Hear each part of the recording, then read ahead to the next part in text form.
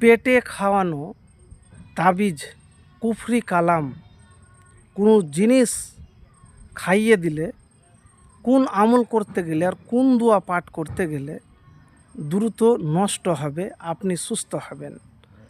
প্রিয় ভাইরা আমার, অনেকেই হিংসার কারণে, আপনাকে পেরে না ওঠার কারণে খাবারের মাঝে, পানির মাঝে, দুধের মাঝে বা কোনো জিনিস, খাওয়ার জিনিসের মাধ্যমে কুফরি কালাম তাবিজ করে খাইয়ে দেয়। আর যাকে খাওয়ায় তার শরীর চলাফেরা পরিবর্তন হয়ে যায়, তার দিন দিন শরীর শুকিয়ে যায়। তো এই সময়তে যখন দেখবেন যে তাকে কোনো গাছ বা কুফরি কালাম জাদু করেছে বা খাইয়ে দিয়েছে, তখন আপনাকে সহজ আমল দিচ্ছি। আপনি পানি নেবেন, এক বোতল বা গিলাসে পানি নেবেন।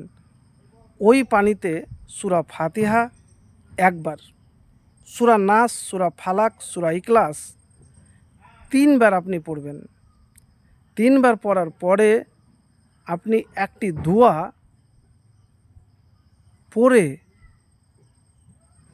ওই পানিতে ফুঁ দিবেন।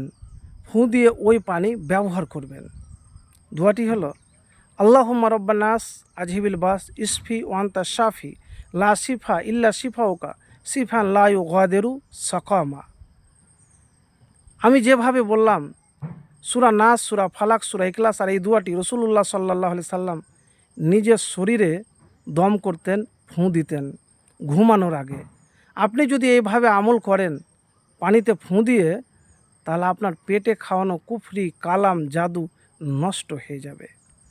আর একটি দোয়া, এই দোয়াটি পড়ে তার শরীরে ফুঁ দিবেন।